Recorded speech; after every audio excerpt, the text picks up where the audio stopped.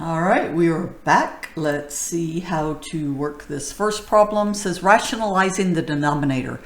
What that means is we do not want the denominator to have a square root.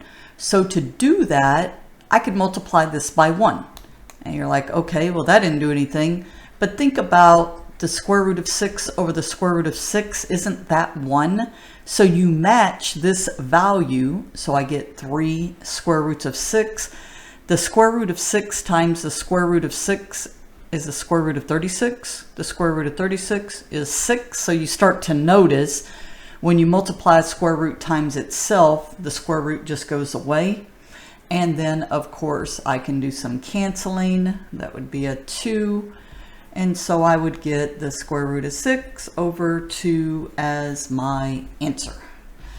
All right, the next one says, let's find the product and then simplify if possible. Well, this first thing right here means B plus D times B plus D. And then what? B minus D times B. This piece right here, I could factor out a B because they both terms have a B in it. So B. And then that leaves me with 1b and plus d. Aha! Kind of figured this was going to happen. That cancels. Notice the b's would cancel. And I would be left with b plus d over b minus d. All right, next one, looking at exponent rules. Whenever you have an exponent on the outside like this, you bring it into the inside and you put it on every single term. Every single term. Now, if there's an exponent already there, you multiply it because you're kind of doing that here. These could all have exponents of 1. And so you actually have to multiply this.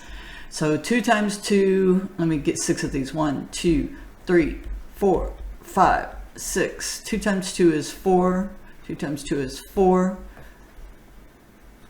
4. 16 times 4, I think would be 64.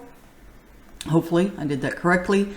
This is an even number, so the negative becomes positive. So in other words, it was really this, right? All these were negative. And negative and a negative is a positive, negative and negative is positive, and all that kind of good stuff. And then nothing really changes here, z to the 6, except the bottom. Now I can write to the 18th power. Okay, simplify this expression. Remember, once again, the squared means this, 3 square roots of 3 times 3 square roots of 3. Remember up here we had that other example when you multiply a square root by a square root, it cancels the square root. So I have, I went too far, that 3 times that 3, which is 9. Square root of 3 times square root of 3 is 3. So I get 27. Beautiful. All right, next, factor the polynomial by grouping. So remember, when you group y squared plus 3y, you're grouping the first 2 terms. Minus, be careful when you group these. So the negative 2y means this is going to be positive, because if I distribute this negative, that would make it back negative. The 6 now needs to be positive as well, because negative 2y, negative 6. And now from here, I see I could factor out a y. So I'd get y plus 3. Here I see I could factor out a 2. And once again, this tends to always happen. You get these common terms. So I collect the y plus 3, and then I am left with y minus 2. All right, next I want to add or subtract. So when you have roots like this, it's almost like saying this, 6x plus 2x minus 5x minus 3. When the roots, and the roots are the same, they're all square roots, and what's under them, 5, are the same. These are common terms. So I would just be adding 6 plus 2, which is 8, minus 5, 3, and then just with as variables, you keep this, and then I can't do anything.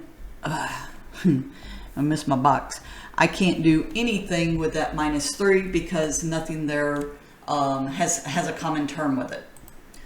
All right, what do we have next? Simplify the following expression. You need to distribute the negative. So that's going to be what? Negative 5x. A negative and a negative will be a plus 10. Then I can distribute this 3.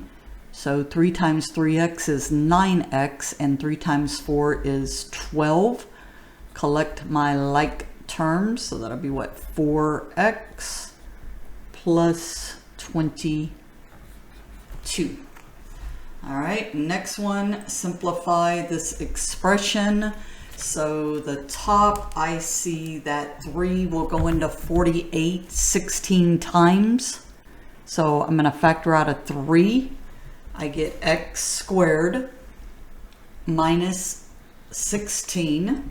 And then I see on the bottom that 48 times 12 is 4, so I can factor out a 12, and that gives me x minus 4.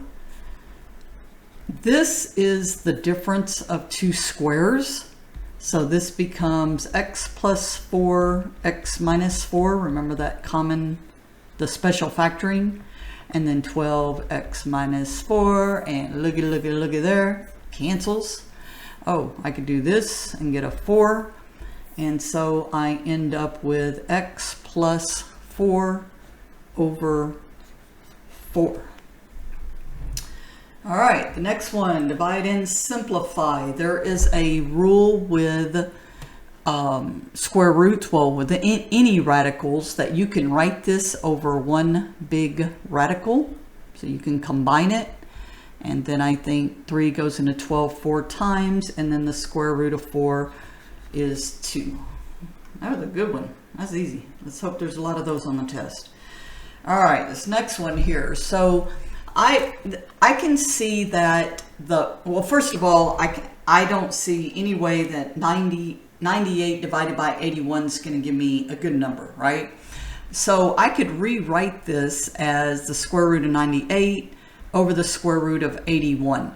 And the reason that I do that, I know what the square root of 81 is it's 9, right? But I have no idea what the square root of 98 is.